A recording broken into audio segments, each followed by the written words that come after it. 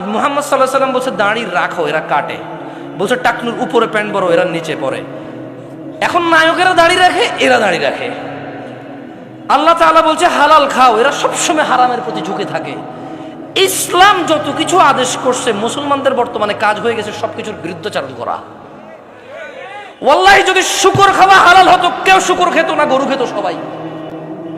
যদি মদ খাওয়া হালাল হতো, এই মুসলমানরা মদের প্রতি এত আকৃষ্ট থাকতো না, সবাই পানির প্রতি থাকতো আকৃষ্ট। যদি সুদ আর ঘুষ খাওয়া হালাল হতো, তাহলে আজকের যে মুসলমান আমার চোখের সামনে আসি, আমার মনে হয় এরা কেউ সুদ আর ঘুষ খেত না। ওয়াল্লাহি যদি নামাজ পড়লে পাপ হতো, তো ফজরে তুমি মসজিদে জায়গা দিতে পারতা না। গান শুনলে পাপ হয়, কনসার্টে জায়গা হয় না।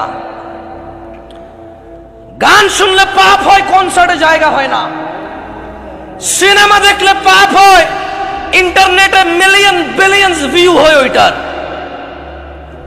বাবা মায়ের সাথে বেয়াদবি করলে পাপ হয়, কোন সন্তান তার বাপ মায়ের কথা শোনে না। একটা সামান্য মেম্বার, ইউনিয়ন মেম্বার, ও বেটা এখন 2 লাখ টাকা খরচ করলে হওয়া যায়। কি আগের যুগ আছে সম্মানত? আমি রাজনীতি বক্তব্য দিচ্ছি না, ফ্যাক্ট বলতেছি।